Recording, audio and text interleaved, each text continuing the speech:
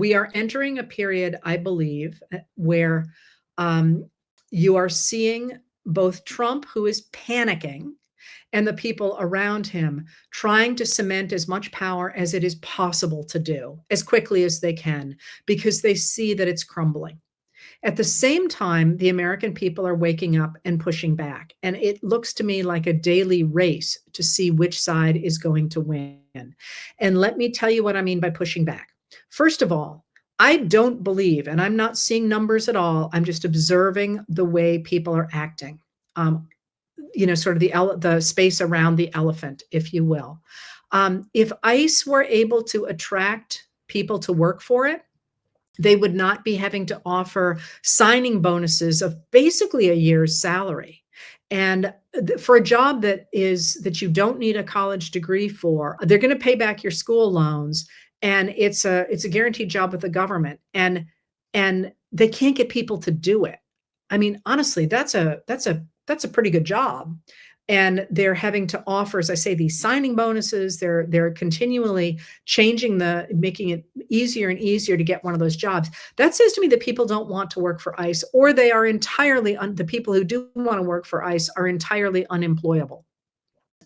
One of the things that you've noticed perhaps about this administration is the number of people who went into it from podcasting or media or whatever, and are shocked at how much work it is to show up for a 9-to-5 job.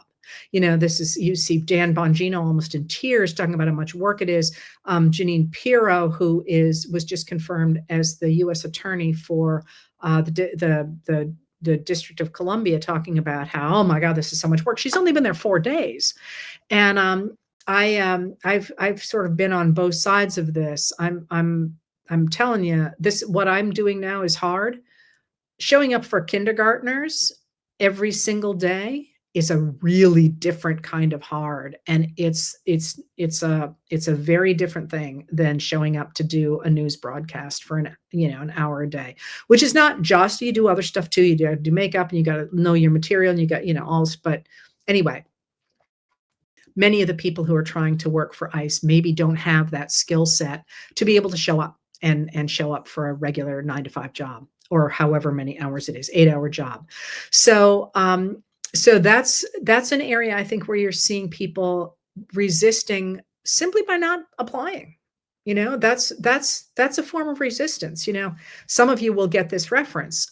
When Bartleby the Scrivener says, "I would prefer not to," that is a form of resistance. That's a reference to a 19th century novella. But "I would prefer not to" is a form of resistance, and it's one that perhaps people aren't paying a lot of attention to. But somebody asked me to talk about pockets of resistance. And I think you're seeing them in a lot of places where people are, for example, choosing music that is about resistance, or putting down a soundtrack of a carnival barker behind Secretary of Education Linda McMahon on C-SPAN the other day, or playing the William Tell Overture, or playing music from Les Miserables. Those sorts of ways of recognizing quietly, making a statement quietly, matter, because people hear them and they recognize that they are not alone. But of course, those are the little ways. There are bigger ways as well. There are the things that people like Stephen Colbert are doing. They have made it very clear that they are, I think, feeling him out to see what happens to Trump. They didn't fire him outright. They just didn't decline to renew his contract. He has been burning the place down. Really just in your face since that decision was handed down. Similarly, South Park, which I don't really understand. I'm not a South Park groupie by any stretch of the imagination, but the people I know and respect who watch South Park, and the pieces that I watch in clips because people share them, are dramatic. You're seeing podcasters, even those who had previously supported Trump, pushing back against him. And those are the big things in popular culture. But you're also seeing ordinary people, and this is the part that interests me the most. You're seeing ordinary people over overpasses, writing words with cups in the chain link, in the link fence, over overpasses. You're seeing people going to town halls. Did you see the woman in Nebraska, Lincoln, Nebraska, who said, you know, I have a fiscal question for the representative?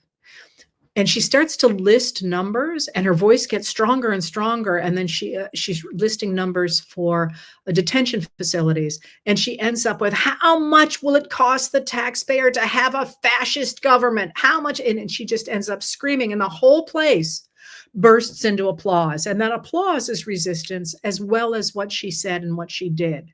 And of course, that went absolutely viral. So you're seeing people stand up more and more and more. And somebody has asked me to call attention to Be Brave Day.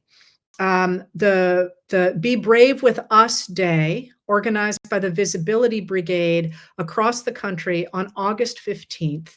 And I will have more information about that. We need you to be brave with us, it says, on August 15th. Organize on overpasses to promote the message, be brave with us, we will stand with you. You don't have to be on an overpass, but that's where they're going to be on August 15th. And people are doing things like this all across the country. I want to do a shout out for the card campaign that I keep promoting on my Facebook website, because they are producing little cards with information on them about these big questions. And they can get to places that the New York Times doesn't get and that I don't reach. You can leave those in bathrooms, for example, where people can get information that they might not otherwise be able to do it. And all of these things, somebody said that they wanted to know about pockets of resistance, but I don't think these are pockets. I think this is the majority. And the trick is, as somebody said, how do we stop the redistricting in Texas? We make it very clear that we will not stand for that. And a number of people, a number of lawmakers are going to ignore what the people want. That's very clear. They've made that very clear. But there are not a lot of other lawmakers who would like to be elected to office, and they will stand behind the majority of the American people, so long as we make it very, very clear that we are the majority. And we are. Remember that when people knew about Project 2025 before the 2024 election, only 4% of Americans wanted that to be put in place. And that is exactly what the Trump administration is putting in place, and trying to convince people that it has the power to do so with announcements like Trump's today, that he's going to run a new census, or with the deletion of parts of the Constitution, which, you know, terrified a lot of people. That Constitution didn't change one teeny tiny bit by them knocking pieces of it off.